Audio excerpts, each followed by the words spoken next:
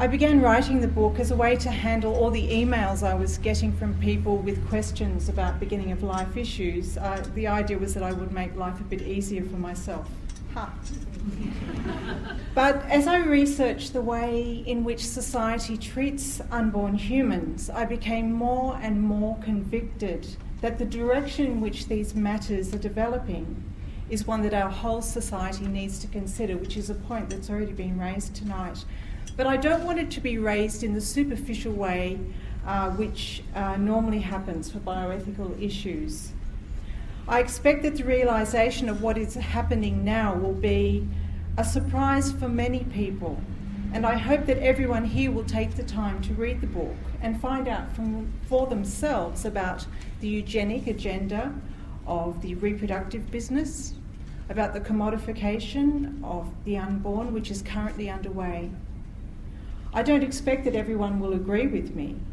I don't think they'll always agree with my take on things like antenatal screening and abortion, but I would like to see an informed public debate on these issues to make sure that this is something that we all as a community are comfortable with. It is not just a matter between a doctor and a patient. We are at a point where we are deciding as a society what we require of a child before they are granted full membership to our society. If a society is judged by how we treat our most vulnerable members, let us be judged en masse. While each chapter of the book can be read as an individual unit, and we put in an index so you can use it as a research text as well, there is a storyline which can be followed as you read through from start to finish.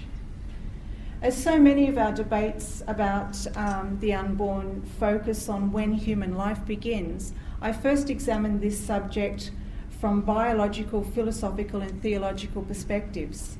I look at issues like the context in which we have children and how we make ethical decisions. And then I trace through the current reproductive technologies and look at how our society came to this position. Where do we now stand with regard to our attitudes, and how did we get here? How do we think about contraception and abortion, screening pregnancies for abnormalities and then dealing with the results, facing infertility and looking for technological solutions, and dealing with the pain when science cannot solve our problems? These are difficult issues to evaluate because they're complicated, you can't deal with them quickly, and they deal with good and normal desires for healthy children and the relief of suffering. Things we can all relate to and appreciate. But the means by which we achieve some of these things may cause a tension between what can be done and what should be done that can be almost unbearable. So my hope and prayer for the book is that not only will it help those who are trying to make informed decisions in their own lives, but also that it will precipitate the long overdue public discussion of what kind of babies we will allow to come to term and take their part in our world. What do we now demand of a child before we allow them to join the human family? It seems to me that as our ability to detect problems before birth improves, our expectations of what we want in our children increases. And why is it, you've got me started now, why is it that a conservative position must by definition not only be wrong, but also bad for society and a barrier to progress?